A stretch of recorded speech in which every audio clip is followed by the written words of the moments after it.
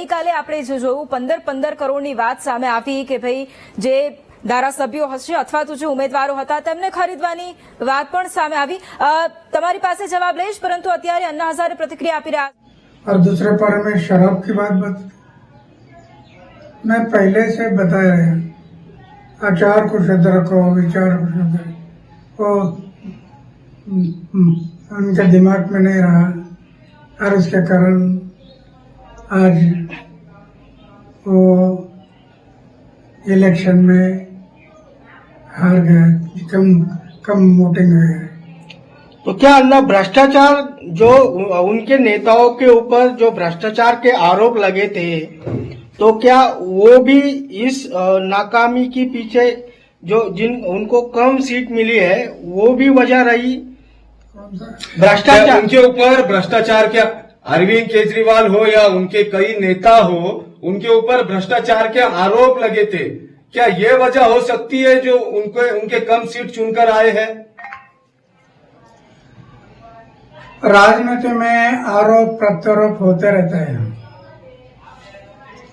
लेकिन जब आरोप होते हैं तो ये आरोप कैसे गलत है वो जनता को दिखाना जरूरी है कि ये मेरे ऊपर जो आरोप हुआ ये गलत है। ये साबित करना पड़ता है, जो साबित होगा तो कोई नहीं बिगड़ सकता है। वो सच हमेशा सच होता है, झूठा हमेशा झूठ होता है, तो सच के मार्ग से जाना चाहिए था। कई बार ऐसा आरोप भी लगा है क्या अन्ना हजारे की वजह से अरविंद केजरीवाल जो है तो दिल्ली पे सत्ता पर अन्ना हजारे के ही वजह से अरविंद केजरीवाल दिल्ली पे सत्ता पर बैठे, उन्हीं के साथ वो अनशन करते थे, बार बार आप पे उंगलियां उठाई गई और अभी भी उठाई जाती है, कैसे देखते हैं अन्ना इसे? ये बराबर नहीं है। दिल्ली में पहली बार एक मीटिंग हुई थी और उस मीटिंग में इन्होंने पक्ष और पार्टी निकालने के लिए सोच किया था। मीटिंग में इसके लिए थी और जिनको पक्ष और पार्टी में जाना है वो मीटिंग के लिए आ जाओ। मैंने देखा, मैंने ये तय किया पक्ष और पार्टी में मैं नहीं जाऊंगा, किसी पक्ष और पार्टी में मैं नहीं जाऊंगा। और वो मीटिंग हो गई, मैं पक्ष और पार्टी से दूर रह गया, तब से आज तक दूर रहा। फिर वो पक्ष निकाले, पार्टी निकाला और पार्टी में चले। ये नया पार्टी था, लोगों ने विश्वास किया।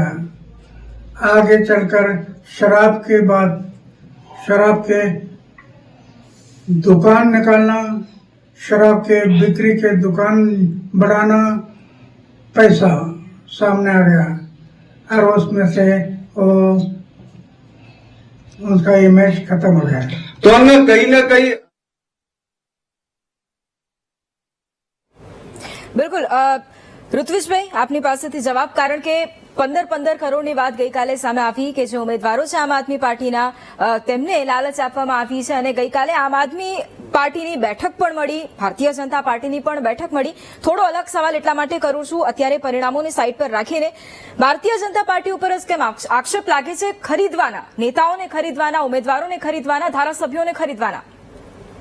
જો અરવિંદ કેજરીવાલ અને આમ આદમી પાર્ટીને એ અંદાજ આવી ગયો હતો કે આ વખતે તેઓ ચૂંટણી જીતવાના નથી અને જ્યારે લોકસભાની ચૂંટણી હોય, અન્ય ચૂંટણીઓ હોય, ગુજરાત વિધાનસભામાં પણ એ ચૂંટણી લડ્યા હતા આમ આદમી પાર્ટી અને આવ્યા હતા, ત્યારે હંમેશા ફેસ સેવિંગ કરવા માટે કોઈને કોઈ બાનું આગળ ધરતા હોય છે। કાલે એમણે આક્ષેપ લગાવ્યો કે એમના ધારાસભ્યોને કે એમના ઉમેદવારોને 15 કરોડની ઓફર આપવામાં આવી, તરત જ એનું ભારતીય જનતા પાર્ટીએ સંજ્ઞાન લઈને ભારતીય જનતા પાર્ટીએ એન્ટી કરપ્શન બ્યુરોમાં ફરિયાદ કરી। ત્યાંથી અધિકારીઓ ત્યાં અરવિંદ કેજરીવાલજી, એમના સંજયસિંહ હોય કે અન્ય નેતાઓ હોય, એમનું નિવેદન નોંધવા માટે પણ ગયા, પૂછપરછ કરવા માટે ગયા કે ભાઈ તમને ઓફર આપવામાં આવી છે તો કોણે આપી, કયા માધ્યમથી આપી, તો કોઈ પણ પ્રકારનું નિવેદન આપ્યું નહીં કે કોઈ પણ પ્રકારનો સાથ સહકાર આપ્યો નહીં।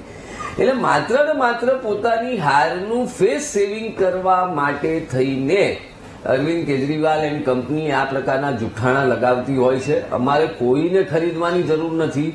અમારો પક્ષ છે વિશ્વની સૌથી મોટી પાર્ટી છે. અમારા પાસે સક્ષમ ઉમેદવારો પણ છે અને આજે તમે પરિણામ જોઈ શકો છો કે જે પ્રમાણેનું ટેલી આવી રહ્યું છે. અમારે સરકાર બનાવવા માટે પણ કોઈની જરૂર નથી. ત્યારે આ બધા જ આક્ષેપો પાયાવિહોણા છે અને ગઈકાલ સુધી તો उनका मैं आभार व्यक्त करता हूं. और ये कालका जी के लोगों की बढ़त है, रमेश मोदी की बढ़त नहीं है. कालका जी के लोग खून के आंसू रोए हैं 10 साल, और 5 साल तो विशेष रूप से कुछ नहीं कालका जी में हुआ है पिछले जब तक आतिशी आई है. और being a PWD minister, being a chief minister रहते हुए सी डिडंट डू एनीथिंग. आम आदमी पार्टी ने जो मुद्दा बनाया था गुंडागर्दी पार्टी, जो तमाम, आपको लगता है कि फेल हुए हैं ये सब चीजें? नहीं, देखो इनका मुद्दा बिल्कुल अपने पे गिरबान में झांक के देखा नहीं. केजरीवाल से बड़ी गुंडागर्दी किसने की है? प्रशांत भूषण, कुमार विश्वास, योगेंद्र यादव, इनको जब पार्टी से निकाला गया तो कहा इनको तो लात मार के भगाना चाहिए था. कहां पे लात मार के? वो स्टेटमेंट देखो केजरीवाल कौन सी भाषा का उपयोग किया है. पुलिस के जवानों के लिए कैसी भाषा का उपयोग केजरीवाल ने किया है. एक मवाली भी नहीं करता है. मैंने कभी ऐसे भाषा का उपयोग नहीं किया होगा. और देश के प्रधानमंत्री के बारे में कैसी भाषा का उपयोग केजरीवाल जी ने किया है. भारत की सीमा पर प्रहरी हमारे सैनिक पुलवामा में अंदर पाकिस्तान को जाके सैनिकों को ठोका है उन्होंने. उनके लिए सबूत मांगने का काम केजरीवाल ने किया है. ये देशद्रोही वाली मानसिकता है. तो भारत विरोधी इनकी सोच है. ये अर्बन नक्सलाइट टाइप के लोग हैं. मुख्यमंत्री की चूज कौन रही है? मुख्यमंत्री की चूज हो रही है जिनके परिवार ने अफजल गुरु की माफी, जो संसद पार्लियामेंट के अंदर अटैक टेररिस्ट था, उसको माफ किया जाना चाहिए. उसकी कोई अगर मर्सी पिटीशन डाली तो आतिशी जी के मदर फादर ने डाली थी. पार्टी कोई बड़ी जिम्मेदारी देती है तो क्या कहेंगे सर? मेरे लिए बहुत बड़ी जिम्मेदारी है. 3 बार विधायक मुझे बनाया, 2 बार सांसद बनाया. इससे बड़ी जिम्मेदारी पार्टी को क्या देगी? देश के अंदर 145 करोड़ लोग हैं. राजनीति में 10,000 लोग हैं और मैं उन 10,000 लोगों में से पार्टी ने मुझे बना रखा है. तो इससे बड़ी मेरी क्या पार्टी जिम्मेदारी है? વિદુડીની પ્રતિક્રિયા સાંભળી. આમ તો પોતાના નિવેદનોને લઈને હંમેશા ચર્ચામાં રહેતા હોય છે. ઋત્વિજભાઈ, આપની વાતને કન્ટિન્યુ કરશો. એટલે ગઈકાલ સુધી હું એમ કહેતો હતો કે દિલ્હીના પૂર્વ મુખ્યમંત્રી તરીકે, આમ આદમી પાર્ટીના સંયોજક તરીકે કેજરીવાલના નિવેદનોને મીડિયા કદાચ ગંભીરતાથી થોડું લેતું પણ હતું. પરંતુ આજે જે રીતે એમનો કિલ્લો ધ્વસ્ત થયો છે અને જો ટેલી ભારતીય જનતા પાર્ટીની આગળ જ વધતી જાય છે અને આમ આદમી પાર્ટીની ટેલી ઘટી જ રહી છે, એ જોતા આજ પછી, આ પરિણામો પછી અરવિંદ કેજરીવાલ આવા કોઈ પણ વાહિયાત આક્ષેપો કરશે અથવા તો સમાચારની સુર્ખીઓમાં રહેવા માટે અથવા તો પ્રજાને ગેરમાર્ગે દોરવા માટે કોઈ પણ પ્રકારના નિવેદન કરશે, એને પ્રજા તો ગંભીરતાથી નથી જ લઈ રહી, એ તો દેખાઈ રહ્યું છે. પરંતુ મને વિશ્વાસ છે કે મીડિયા પણ આગામી સમયમાં આ પ્રકારના કોઈ પણ નિવેદનોને ગંભીરતાથી નહીં લે એવું મને લાગે છે. ઓકે, હરીશભાઈ, અહીંયા મારે એક ખાસ વાત એટલા માટે કરવી છે કારણ કે ઝારખંડની વિધાનસભાની ચૂંટણી ગઈ, એમાં આપણે જોયું કે ઝારખંડમાં ફરી એક વખત ઝામુમોની સરકાર બની, હેમંત સોરેન મુખ્યમંત્રી બન્યા. ભ્રષ્ટાચારમાં જો કે તે પણ જેલમાં જઈને આવ્યા. એક સિમ્પથી કાર્ડ તેમણે રમ્યું અને તેનો ફાયદો થયો. કેજરીવાલે, આતિશીએ એક સિમ્પથી કાર્ડ રમવાનો પ્રયત્ન અહીંયા કર્યો પણ છતાંય ન મળ્યું. પરિવર્તન શું છે આ બંનેમાં? આમાં મૂળ વસ્તુ એ છે કે ઝારખંડ મુક્તિ મોરચાના ત્યાં જે રૂટ્સ છે એ વધુ ઊંડા છે. મૂળ પ્રજાતિના લોકો સાથે એ લોકો ખૂબ સંકળાયેલા છે અને એમ સ્થાનિક સ્તરે એ લોકોનું ત્યાં વજન છે. એટલે એમની સામે જે કંઈ આક્ષેપો થયા એ છતાં એમણે એમનું વજૂદ ખોયું નથી. એમણે લોકો સાથેનો સંપર્ક જાળવી રાખ્યો અને એમ એટલા તળના કામ કર્યા એ લોકોએ. માટે ખાસ કરીને ત્યાં સ્થાનિક લોકોના ઘણા બધા પ્રશ્નો હતા, મહિલાઓના જે પ્રશ્નો હતા એને એ લોકોએ ધ્યાન આપ્યું છે અને એમ કોમ્યુનિટીના આધારે પણ એ લોકોએ બધાને સાંકળી રાખ્યા. માટે એમની સરકારને કોઈ ફેર ન પડ્યો. ત્યાં દિલ્હીમાં એવું બન્યું નથી. ખરેખર તો સત્તા આવ્યા પછી આમ આદમી પાર્ટીની સરકારનું જે વજૂદ હતું એ બદલાવા લાગ્યું હતું ધીમે ધીમે. અને એમ એ લોકોએ પોતે સત્તાના કારણોસર ઘણા બધા નિર્ણયો લીધા. સામાન્ય જનતાની જે જરૂરિયાતોને સમજવાનો પ્રશ્ન ન કર્યો અને એના કારણોસર જ એમને આ બધા સેટબેકનો અનુભવ થવા લાગ્યો હતો. તમે જોઈ રહ્યા છો કે એ એક સતત હમણાં જે રીતે આપણે અન્નાએ પણ જે વાત કરી એ બહુ મહત્વની બાબત છે કે તમે જે જમીનના લોકો સાથે જોડાયેલા હતા, જેના સપોર્ટથી તમે આગળ આવ્યા છે, જેમ જેમ તમે ઉપર જતા ગયા એમ તમારું સ્ટેટમેન્ટ, તમારા સ્ટેન્ડ બદલાતા ગયા, એમ સ્ટેટમેન્ટ પણ તમે અલગ કરતા ગયા છો, તમારું સ્ટેન્ડ પણ બદલાતું ગયું છે. અને એમ જે બાબતની તમે લોકોને ખાતરી આપી હતી, જે લોકોને વચનો આપ્યા હતા, એ જ બાબતોમાં તમે ફરી ગયા હતા. અને એના કારણોસર સામાન્ય જનતા બધું જુએ છે. એટલે જનતા જયારે મતદાન કરે છે એટલે કંઈક જનતા માત્ર પ્રચારને જુએ છે એવું માનવાનું કોઈ કારણ નથી. જનતા પોતે પોતાની એક અલગ નિર્ણય શક્તિ ધરાવે છે અને એની પોતાની એક સેન્સ છે, એને થયેલા અનુભવ એમાં કામ કરે છે. અને એમ એ અપેક્ષાઓમાં આ આમ આદમી પાર્ટી ઊણી ઉતરી છે, એ મહત્વની બાબત છે. મુકેશભાઈએ હમણાં જે વાત કરી કે એન્ટી ઇન્કમ્બન્સી આને ન કહેવાય, 24 અત્યારે બતાવે છે જોતા ભાજપ 46 પર આગળ છે, આમ આદમી પાર્ટી 24 પર આગળ છે. જે 67 સુધી પહોંચી ગયા હોય એ 67 પરથી 24 પર આવી ગયા, એ એન્ટી ઇન્કમ્બન્સી નથી તો શું છે? એટલે ખરેખર લોકોએ આ સરકારને નકારી કાઢી છે, એ સ્પષ્ટ આદેશ છે આમાં. અને એ જનાદેશના આધારે લોકોની અપેક્ષા હવે ભારતીય જનતા પાર્ટી પાસે છે, માટે હવે એને આ સત્તાનું હસ્તાંતરણ થઈ રહ્યું છે. ઓકે, ઋત્વિજભાઈ, આમ જયારે સંકલ્પ પત્ર બહાર પાડ્યા અને અરવિંદ કેજરીવાલે એવું કહ્યું કે ભારતીય જનતા પાર્ટીએ જે સંકલ્પ પત્ર બહાર પાડ્યું છે એ અમારી નકલ છે, રેવડીમાં ભારતીય જનતા પાર્ટી કદાચ ન માનતું હોય, પણ અરવિંદ કેજરીવાલ એવું કહેતા હતા કે જે સંકલ્પ પત્ર પાડ્યું એ તો કોપી પેસ્ટ છે. હવે મેં અગાઉ પણ કહ્યું કે હવે અરવિંદ કેજરીવાલ શું કહે છે કે શું નથી કહેતા એનું કંઈ બહુ ખાસ મહત્વ રહ્યું નથી. અમે અમારા સંકલ્પ પત્રમાં જે પણ કહ્યું છે અને જે મુદ્દા અમે આવ્યા છે તમામ અક્ષરશઃ પાલન કરવાની જવાબદારી એ ભારતીય જનતા પાર્ટી દિલ્હી પ્રદેશની છે, ચૂંટાયેલા વિધાયકોની છે. અને અમારી જે સરકાર બનશે એ અમે દિલ્હી વાસીઓને કરેલા તમામ વાયદાઓ અમે પૂર્ણ કરવાના છીએ.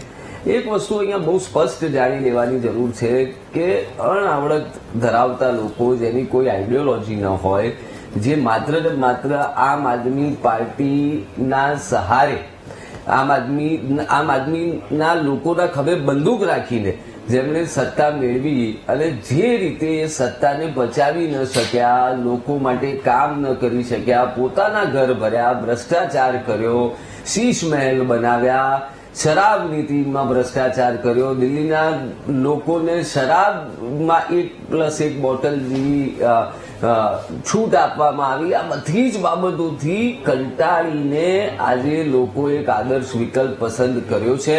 એટલે મારે એટલું જ કહેવું છે કે અરવિંદ કેજરીવાલ હવે કંઈ પણ બોલે કે સંકલ્પ પત્ર અમારી નકલ હતી, હવે તો જુઓ હારના કારણો તો શોધવાના જ છે. મેં અગાઉ કહ્યું હતું કે કોંગ્રેસ હોત, કોંગ્રેસના પ્રવક્તા તો જતા રહ્યા છે, તો એમ કે ભાઈ ઈવીએમમાં કંઈક લોચો છે, ચૂંટણી પંચ બાયસ છે, વગેરે વગેરે. ક્યારેય પ્રજાને ક્યારેય શ્રેય નહીં આપે. એટલે આ લોકોને હવે હારના કારણો શોધવા જ છે, ત્યારે કોઈ પણ કારણ આગળ ધરશે. પરંતુ દિલ્હીની પ્રજાએ આજે ભારતીય જનતા પાર્ટી ઉપર મંજૂરીની મોહર મારી છે અને આપના ચેનલના માધ્યમથી દિલ્હીની પ્રજાનો આભાર પણ માનું છું. બિલકુલ. હરીશભાઈ, ઘણા બધા મુદ્દાઓ ચર્ચાસ્પદ રહ્યા છે. આમ આદમી પાર્ટીની વાત હોય તો આમ આદમી પાર્ટી અમે આમ આદમી છે એવું કહીને આવી હતી અને ધીરે ધીરે બહુ જ ખાસ બની ગઈ. શીશ મહેલ સુધીની વાતો થવા લાગી, રાજમહેલ સુધીની વાતો, પછી એટલે આક્ષેપ પ્રત્યાક્ષેપોનો મારો થતો રહ્યો. પણ સવાલ અહીંયા બીજો એ પણ છે કે જો કદાચ આમ આદમી પાર્ટી પોતાના હારના કારણો જો જોવા જાય અને કોઈ પણ મુખ્ય 3 કારણ જો તમને લાગતા હોય કે આ કારણ તો આમ આદમી પાર્ટીના હાર પાછળના છે જ, અને જો આમ આદમી પાર્ટીને એક વિરોધ પક્ષની ભૂમિકા નિભાવવાનો જ્યારે એક ચાન્સ પણ હવે મળતો હોય તો એ કદાચ એમણે સુધારો લાવવો પડશે, એમાં તો એ કઈ બાબત હશે? પહેલી મહત્વની બાબત એ છે કે એ નાના માણસોની એટલે કે આમ આદમીની પાર્ટી છે એવો પ્રચાર કરીને સત્તા પર આવ્યા છે, પણ ખરેખર છેલ્લા 5 વર્ષથી એમના વર્તન આમ આદમી માટેના નહોતા. એ એમણે ખરેખર જોવું જોઈએ.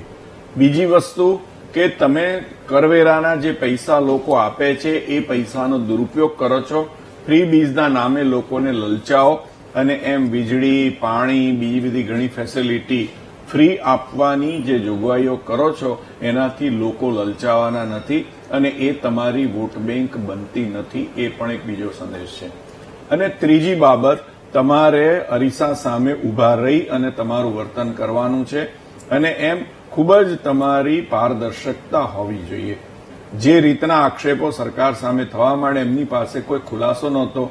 એક પછી એક, ચાહે સિસોદિયાજી હોય કે સત્યેન્દ્ર જૈન હોય કે ખુદ અરવિંદ કેજરીવાલ હોય. અત્યારે તમે જુઓ એના મુખ્યમંત્રી પદના જે એક્ટિંગ આતિશી જે બેઠા છે, આતિશી પોતે અત્યારે પાછળ ચાલી રહ્યા છે. એટલે જોતા એ લાગે છે કે સામાન્ય જનતાનો વિશ્વાસ એ લોકો ગુમાવી ચૂક્યા છે. તો એ પણ એક ત્રીજું મહત્વનું બાબત એ બને છે. બિલકુલ.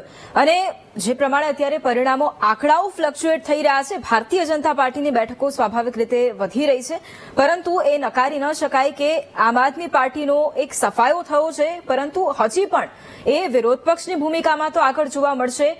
ચિંતન કરવાની જરૂરત કોંગ્રેસને છે. આગળ તેના વિશે ચર્ચા કરીશું. લઈશું એક ક્વિક બ્રેક. દિલમાં કોણ છે તે અત્યારે સ્પષ્ટ થઈ રહ્યું છે. ધીરે ધીરે આંકડાઓ સામે આવી રહ્યા છે અને જે આંકડાઓ અત્યારે દેખાઈ રહ્યા છે તેમાં અત્યારે હાલ પૂરતી જે પરિસ્થિતિ છે તેમાં દિલ્હીના દિલમાં ભારતીય જનતા પાર્ટી છે. હરીશભાઈ આપણી સાથે જોડાયેલા છે, રાજકીય વિશ્લેષક. હરીશભાઈ, આપણે એ જ સવાલ મારે કરવો છે, કારણ કે વર્ષ આપણે 2015ની પણ વાત લઈએ અને 2020ની પણ વાત લઈ લઈએ. આમ ભારતીય જનતા પાર્ટીની એક લહેર સ્વાભાવિક રીતે એ સમયગાળા દરમિયાન હતી. આ વખતે લોકસભામાં થોડું કદાચ ઉલટ પરિણામ જોવા મળ્યું. ભલે સત્તામાં અત્યારે એનડીએની ગવર્મેન્ટ છે, પરંતુ છતાંય જે પરિણામ, જે એક્ઝિટ પોલ આવ્યા હતા તેવું નહોતું મળ્યું. પરંતુ એ જે સમયગાળો હતો વર્ષ 2015નો અને 2020નો, તેમાં ખરેખર એક લહેર હતી. પરંતુ એવામાં પણ આમ આદમી પાર્ટી સત્તામાં રહી અને આમ આદમીએ શાસન પણ કર્યું અને નિર્ણયો પણ તે લીધા, બધું જ થયું. પણ સવાલ એ છે કે આટલા વર્ષો પછી જ્યારે આમ આદમી પાર્ટી હવે સત્તા ઉપર નથી, એટલે દિલ્હીની પ્રજા ઘણું વિચારીને કદાચ મત આપે છે. પછી એ જ્યારે સત્તાની લહેર હોય તો પણ આમ આદમી પાર્ટીને પસંદ કરવાની વાત હોય, અથવા તો આ વખતે જ્યારે લોકસભામાં એવા ધાર્યા પરિણામ નથી મળ્યા અને ભારતીય જનતા પાર્ટીનું દિલ્હીમાં પુનરાગમન કરવાની વાત હોય. એટલે હવે એ સમજવું છે કે દિલ્હીની જનતા શું વિચારે છે, શું વિચારીને મત આપે છે. દિલ્હીમાં એસત તમે જોઈ શકો છો કે અગાઉ સંસદની જે 7 બેઠક જે છે, સંસદની 7 બેઠકમાંથી મોટાભાગની બેઠકો એ ભારતીય જનતા પાર્ટીને મળી છે. અગાઉ જ્યારે દિલ્હી વિધાનસભા પણ ભાજપ પાસે હતી, પછી કોંગ્રેસ એમાં આગળ હતી, તો પણ ભાજપનું એમાં પલ્લું ભારે હતું અને એમ મોટાભાગની સીટો દિલ્હીની ભારતીય જનતા પાર્ટીને મળતી હતી. સંસદની હું વાત કરું છું. એટલે એ જોતા દિલ્હીની જનતાની એક અપેક્ષા ભારતીય જનતા પાર્ટી પાસે હતી. જ્યારથી દિલ્હીનું રાજ્ય અથવા તો એમ કેન્દ્રશાસિત પ્રદેશ અને વિધાનસભા મળી ત્યારથી એક આ અપેક્ષા હતી. ચોક્કસ વીકે મલ્હોત્રા અને સાહિબસિંહ વર્માની જે સરકાર રચાઈ ત્યાર પછી એ અપેક્ષાઓ ઊણી ઉતરી હશે. એટલે કોંગ્રેસ એમ શીલા દીક્ષિત અને એનું શાસન ચાલ્યું. એ લોકોથી પણ જ્યારે એક અપેક્ષા નહોતી સંતોષાતી, ત્યારે આમ આદમી પાર્ટી એ દિલ્હીની જનતા માટે એક નવું વચન લઈને આવ્યા હતા અને એમ એ પરિવર્તનનો પવન ફૂંકાયો હતો. એ પરિવર્તનમાં પહેલા 5 વર્ષ લોકોની ખૂબ અપેક્ષા હતી.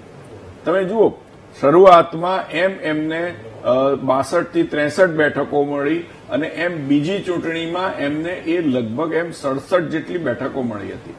એટલે 3 જ બેઠકો ભારતીય જનતા પાર્ટીને જયારે મળી, એ જોતા એમ લોકોની આમ આદમી પાર્ટી પાસેની જે અપેક્ષાઓ હતી એકદમ ક્લીન સ્વીપ હતી.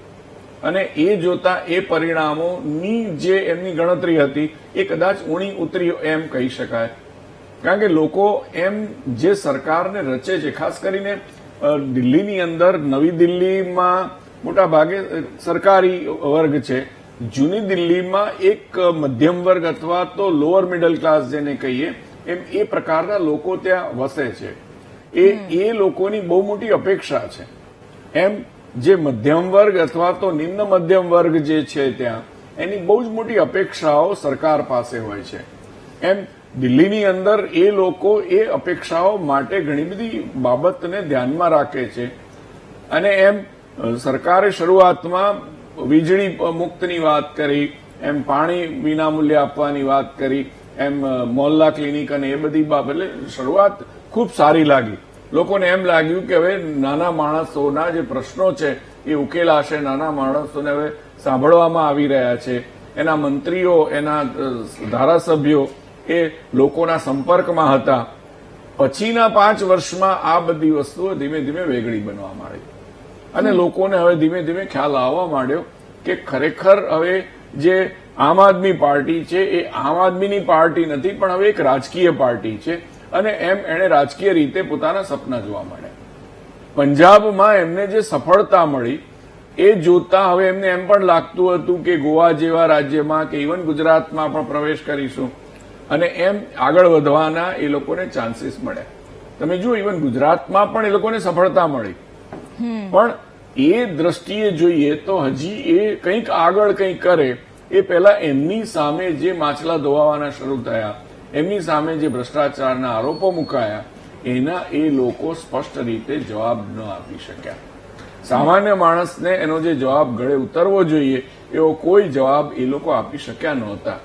એટલે જેને રેવડી કહેવામાં આવે છે એ રેવડી પહેલી ચૂંટણીમાં કામ કરી ગઈ, બીજી ચૂંટણીમાં કામ કરી ગઈ. આ ચૂંટણીમાં રેવડી કામ કરી શકી નથી.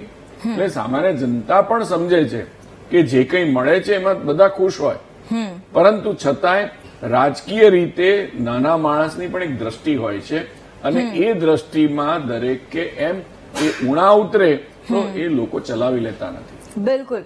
અને એટલા જ માટે હવે આટલા વર્ષો પછી એક પરિવર્તન આવ્યું છે, કારણ કે ભારતીય જનતા પાર્ટી માટે તો આમ પણ આમ એવું છે કે 27 વર્ષ બાદ જયારે પરત ફર્યા છે એટલે સ્વાભાવિક રીતે અપેક્ષાઓ તો ઘણી બધી હોય, કારણ કે ડબલ એન્જિન સરકારની પણ વાતો કરી હતી. એટલે હવે એ પણ જોવું રહેશે કે આ ડબલ એન્જિન સરકારની જે વાતો કરી હતી એ કેટલું એમને ફળે છે, અને બીજી તરફ જે કોંગ્રેસને મંથન કરવાની જરૂર છે એ મંથન જ કરશે કે પછી આગળ કંઈક સ્ટેપ પણ લેશે તે જરૂર છે. અને હવે જેમના માટે સૌથી વધારે વિચારવાની જરૂર છે એ આમ આદમી પાર્ટી છે. આમ આદમી પાર્ટી વિરોધ પક્ષની ભૂમિકામાં તો રહેવાની છે, પરંતુ હવે એ પણ જોવું રહેશે કે જ્યારથી પક્ષની રચના થઈ ત્યારથી સરકાર બની, પરંતુ હવે વિરોધ પક્ષની ભૂમિકા કેવી રીતે નિભાવે છે એ પણ જોવું રહેશે. પડે પડની અપડેટ પહોંચાડતા રહીશું. લઈશું એક ક્વિક બ્રેક.